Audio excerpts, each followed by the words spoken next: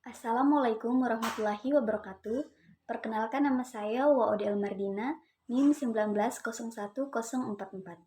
Di sini saya akan menjelaskan terkait peraturan pemisahan dan pembuangan sampah medis. Nah, sebelum saya masuk pada penjelasan pembuangan sampah medis, terlebih dahulu saya akan menjelaskan pengertian dari limbah medis. Jadi, limbah medis itu adalah hasil buangan dari suatu aktivitas medis. Limbah medis harus sesegera mungkin diolah setelah dihasilkan dan penyimpanan menjadi pilihan terakhir jika limbah tidak dapat langsung diolah. Baik, langsung saja saya akan menjelaskan terkait peraturan pemisahan dan pembuangan sampah medis.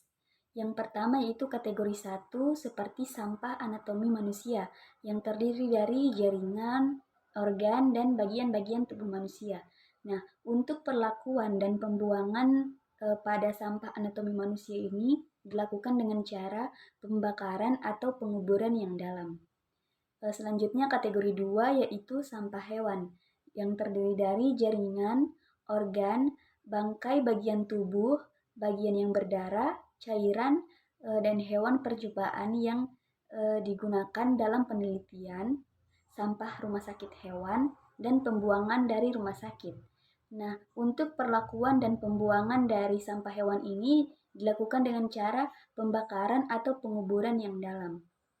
Selanjutnya kategori 3 yaitu sampah mikrobiologi dan bioteknologi yang terdiri dari sampah dari laboratorium, persediaan bahan mikroorganisme, dan vaksin hidup. Untuk perlakuan dan pembuangan dari sampah mikrobiologi dan bioteknologi ini dilakukan dengan cara autoklav atau pemanggangan dan pembakaran lokal. Selanjutnya kategori 4 yaitu sampah tajam seperti jarum, spuit, mata pisau, kaca, dan lain-lain yang dapat menimbulkan tusukan dan luka gores. Nah, untuk perlakuan dan pembuangan dari sampah tajam ini dilakukan dengan cara disinfeksi secara kimiawi atau autoklav dan mutilasi. Selanjutnya kategori 5 yaitu obat-obat yang dibuat dan obat-obat sitoksik. Misalnya seperti sampah yang terdiri dari obat-obat yang sudah kadaluarsa atau terkontaminasi dan dibuang. Nah, untuk perlakuan dan pembuangan dari obat-obat yang dibuang dan obat-obat sitoksis ini dilakukan dengan cara pembakaran atau penghancuran dan pembuangan obat-obat pada area penguburan yang aman. Selanjutnya yaitu kategori 6. Untuk kategori sampahnya itu seperti sampah padat yang terdiri dari benda-benda yang terkontaminasi dengan darah dan cairan tubuh termaksud kapas dan perban. Untuk perlakuan dan pembuangan dari sampah padat ini yaitu dilakukan dengan cara pembakaran dan autoklav atau pemanggangan. Selanjutnya kategori 7 yaitu sampah padat juga yang terdiri dari sampah dari benda-benda sekali pakai selain benda tajam seperti selang, kateter, dan set intravena. Nah, untuk perlakuan dan pembuangan dari sampah padat ini dilakukan dengan cara desinfeksi secara kimiawi, autoklav, dan mutilasi. Selanjutnya kategori 8 yaitu sampah cair seperti sampah dari laboratorium dan dari kegiatan pencucian, pembersihan, rumah tangga, dan desinfeksi. Nah, untuk perlakuan dan pembuangan dari sampah cair ini dilakukan dengan cara desinfeksi secara kimiawi dan buang saluran pembuangan. Selanjutnya kategori 9 yaitu abu pembakaran. Nah, seperti abu dan pembakaran sampah biomedis apapun.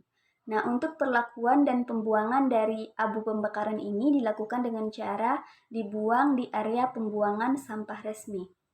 Selanjutnya kategori 10 yaitu sampah kimiawi, seperti bahan-bahan kimia yang digunakan dalam produksi bahan biologis yang digunakan oleh desinfeksi seperti inseksida.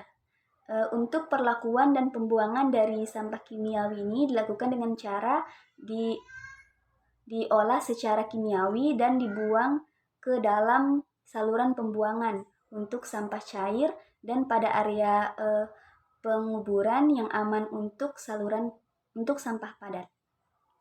Baik, selanjutnya saya akan menjelaskan terkait kode warna, jenis sampah, dan pilihan perlakuan atau metode pembuangan.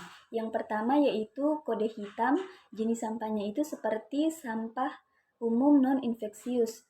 Contohnya kertas-kertas kontrol, gelas kertas, tisu, dan sampah dapur. Nah, untuk pilihan perlakuan atau metode pembuangannya itu dilakukan dengan cara pembuangan pada area penguburan dalam.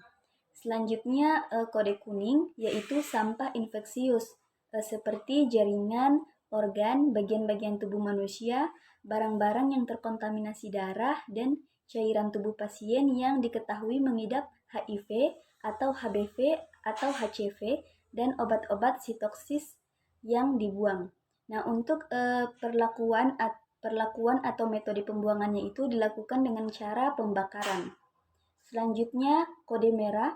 Jenis sampahnya itu seperti sampah plastik infeksius. Contohnya barang-barang sekali pakai seperti selang 4 yang infeksius, kateter karet, selang nasogastrik, dan kanula, sarung tangan, dan spuit.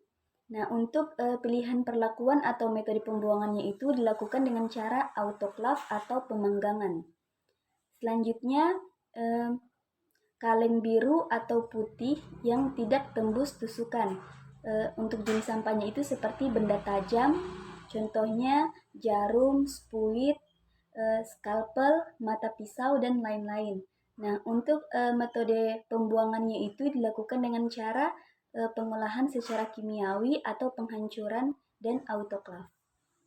Sekian dari saya, mungkin itu saja penjelasan terkait peraturan pemisahan dan pembuangan sampah medis.